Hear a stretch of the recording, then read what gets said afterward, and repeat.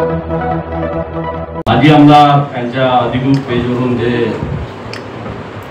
दादांनी सांगितलं त्याप्रमाणे मी सर्व पत्रकार बांधवांचे स्वागत करतो।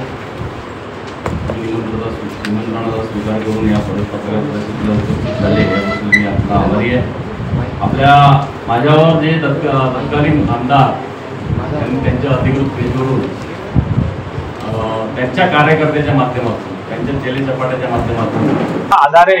माझ्या असं निदर्शनास झालं की हा निधी तत्कालीन आमदार त्यांच्या लेटर पॅडवरच यांनी स्वतःच्या तिच्यावरून अजितदादा अर्थमंत्री अथवा नियोजन मंत्री यांना देण्यास विनंती केली आणि त्यांनी तशा प्रकारची विनंती मान्य करून ते काम बदल अचलपूर परतवाडाच्या नगर परिषदेतील कामं जे होती 9 कोटी 20 लाख रुपयाची ती कामे भोसरी नगर परिषद आणि वरुड नगर परिषदेमध्ये स्वतःच्या लेटर पॅडवरती केली। आणि माझ्यावर जे खोटे आरोप करण्यात आलेले होते की मी सूड भावनेने मी कशात कोणत्या गोष्टीत आढळत नाही किंवा कोणत्या गोष्टीत हा सापडत नाही किंवा कोणत्या गोष्टीत हा दिसत नाही, त्याच्यामुळे खोटे आरोप करून मला नगर परिषद आणि जिल्हा परिषदेच्या निवडणुकीच्या तोंडावरती मला पकडण्याचा प्रयत्न करण्यात आला। त्याच्यामुळं मी ठरवलं की आपल्या माध्यमातून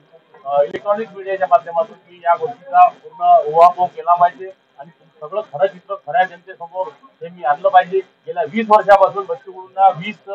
वर्षापासून ज्यांनी जे प्रेम दिलं, त्यांना जे नेता बनवलं, त्यांना जे आमदार केलं आणि त्यांची जी आताची जे वाटचाल आहे किंवा आताची जी सध्याची परिस्थिती आर्थिक परिस्थिती त्याला जबाबदार जनताच आहे। आणि सगळ्या गोष्टी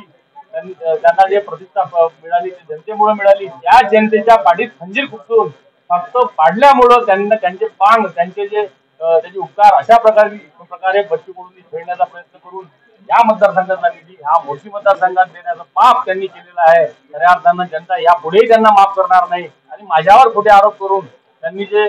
माझ्यावर निशाणा साधण्याचा प्रयत्न केला हे त्यांच्याच तोंडावरती उलट फिरलेलं असल्यामुळे जनता हे तुमच्या माध्यमातून जनतेला कळलं पाहिजे याच्यासाठी मी पत्रकार आता मी आमदार झालो हे सगळं उघडं पडत आहे आणि 20 वर्षात काय काय केलं हे जनतेला कळलं पाहिजे। कागदोपत्री काय कुठे घुसलं बघून आता माझ्यावर आरोप झाले किंवा माझ्यावरती पेपरमध्ये या गोष्टी करण्याचा प्रयत्न केला त्यांच्या केल्याच्या पाट्यांनी, त्याच्यामुळं ते मी एक सक्षम होतो म्हणून ते आम्ही आमचे सगळे पदाधिकारी सक्षम असल्यामुळं ते उघडकीस झालं। 20 वर्षात काय केलं असेल हे नाही पाहिजे कोणाला। आम्हाला वृत्तपत्रामधून आमच्या चांदूर बाजारचा रहिवासी आहे मी, तिथं आम्हाला माहीत पडलं की आम्ही जे विकासाच्या कामासाठी जो निधी टाकला होता बच्चू कडूंनी तो निधी इतरत्र वळवण्यात आला आहे, पण त्याची आम्ही शहानिशा करत असताना 2 GR एक 14 ऑक्टोबर आणि नंतर 15 ऑगस्ट 25 हे 2 शासन निर्णय माझ्या हाती लागले आणि त्यानंतर ही चर्चा आम्ही बरेचशा वृत्तपत्रात वगैरे पाहिली। त्याच्यानंतर आज माननीय प्रवीण भाऊंनी प्रेस घेतली, पण आमचं एक प्रामाणिक असं मत आहे की जे कामं प्रस्तावित झाले होते ते कामं मंदिराचे होते आणि महाराणा प्रताप पुतळ्याचं सौंदर्यीकरणाचं काम होतं, त्याच्यानंतर तारामाता मंदिर आहे आमच्या इथं, पाचपावलीचं मंदिर आहे, या मंदिराचं विकासाचं काम त्यामध्ये होतं आणि ते कामं रद्द करून त्या ठिकाणी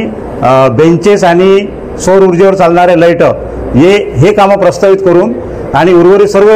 सर्व जो निधी आहे तो वरोड आणि मोर्शीला वर्ग झाला आणि वगळ म्हणजे तो वळवला। त्यामुळं आमच्या भावना तीव्र नाराज झालेल्या आहेत आणि जनतेत तीव्र भावना आहे याच्याबद्दल। आणि आज प्रवीण भाऊंनी प्रेस घेऊन किंवा हे माझं नाही आहे त्या बच्चू भाऊचं आहे, पण बच्चू भाऊ तेव्हा आमदार नव्हते, त्यांनी ते पत्र दिलं त्याची आम्हालाही माहिती नव्हती। आता आम्ही त्याची शहानिशा करू, त्याच्या जर ते पत्र चुकीचं आहे कोणी दिलं असेल तर त्याची तक्रार करू आणि ते जे अजून काही खरं आहे काय खरं आहे याच्यात ते आपल्या समोर मांडण्याचा प्रयत्न करू।